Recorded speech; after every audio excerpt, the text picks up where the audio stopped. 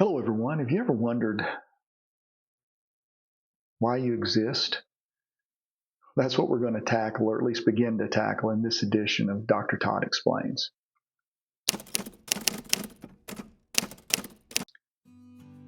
This video is a follow-up of one I shot recently where I'm working through preparing for a class coming up at the Toronto Baptist Seminary where I'm talking about basic problems and procedures in counseling.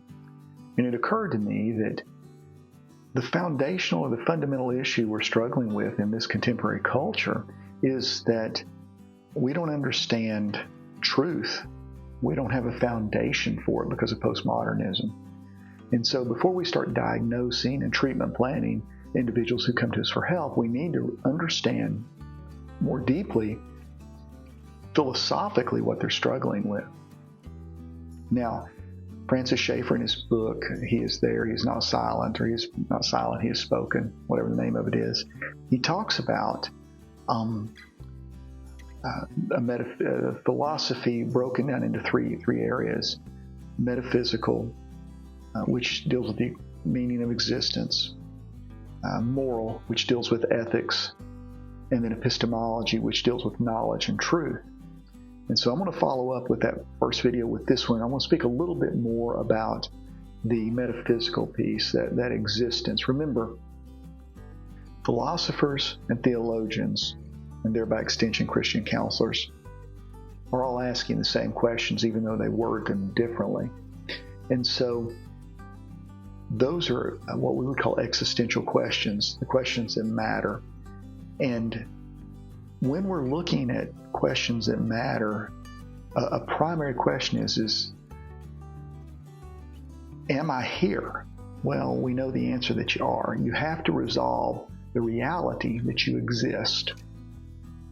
And how you answer that question, of course, can lead to all kinds of good things or all kinds of bad things. But what I want to focus on is Schaeffer's argument here for a moment, or at least in this video. Can't solve everything in one video, I realize. But Schaeffer says, if you're trying to answer the conundrum of your existence, not as much the why you're here, but maybe a better question would be, how am I here? He says there's only three answers, three possible answers. First, you're here because you came from nothing. Second, you're here due to some random time and chance and personal force. Or third, you're here because a personal force created you. A personal entity, being, however you want to look at it, created you. And he goes back and then he critiques each of these possible options. The first, he says nothing can come from nothing. And that makes sense if you think about it. Nothing times nothing is nothing. I mean, if there was nothing here, then you wouldn't be here, because you can't create something out of nothing. It is true nothing, as he would put it. There's nothing there. It's just like multiplication. Anything times zero is zero. So you do exist. You know you exist. You can feel yourself. And so therefore, you could not have come from nothing. You came from something. And something cannot be nothing. So the first option of you came from nothing doesn't seem logically plausible. The second, you came from an impersonal force. Now, on the surface, that answers part of the question, but there's a problem with coming from an impersonal force, that viewpoint. If you come from an impersonal force, it solves the issue of you being here, but it doesn't explain, let me rephrase that. It solves the issue of everyone being here, but it doesn't explain the differences between people. Schaeffer would say it explains the unity, but not the particularity. What's he talking about? Think of it this way. Let's say you're viewing an automated production assembly line of cars, and there's a machine there that's painting cars blue. It's been set up to do that by whatever mechanism.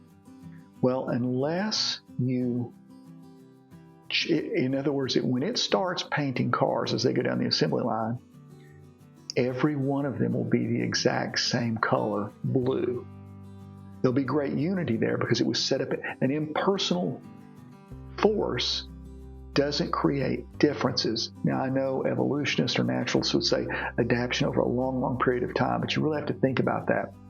I still don't think that explains the differences in people even. So what you'll have is, unless someone comes in, an operator, a personal being, and changes the paint color in that machine on the assembly line, every car will be blue. That's not what we see in this world. We see unity. There's human beings, but they're of all different shapes, sizes, personalities, so on and so forth.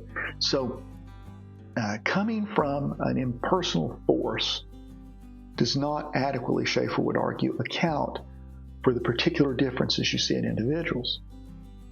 It also is sort of a reductionism because it is what it is, and that's all it is. And you'll see this in Marxist worldviews as well, where they'll just basically throw people into two groups, oppressed, oppressor. They don't have a good anthropology of individuals, particularly their differences. And of course, counseling works on the group level, but it particularly works on the individual level of the personality and the soul. So it doesn't rightfully, Schaeffer would argue, account for what we see or what we experience as existence.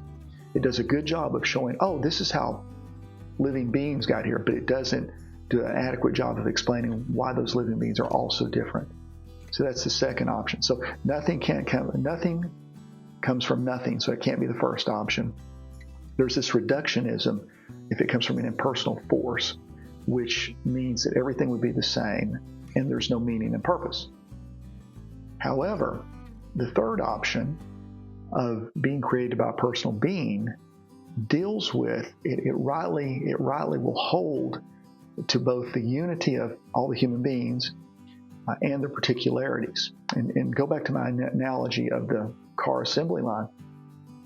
A personal operator goes in the third option and changes the color of blue to red.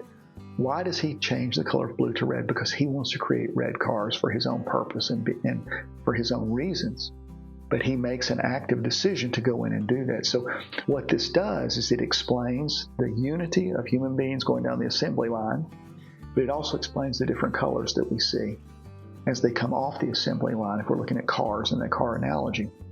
So of the three options, it would seem that being created, you exist because you were created by a personal being who endowed you with meaning and purpose.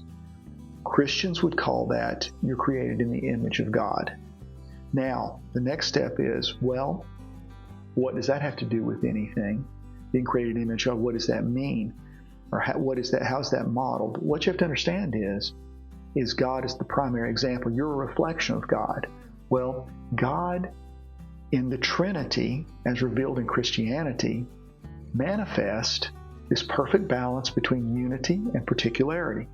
You have three persons in the Godhead who are, they're together, but they're distinct.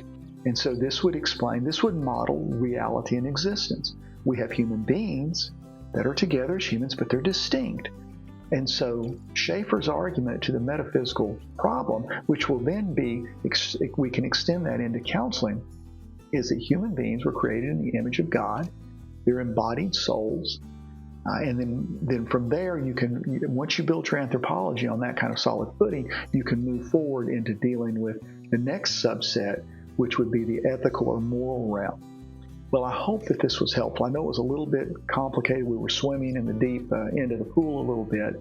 But if you like the work I'm doing, please don't forget to subscribe and hit that notification bell so you can see more of these videos as I produce them. Now, if you have any questions, also put them in the comments section. God bless. Look forward to interacting with you in the next video.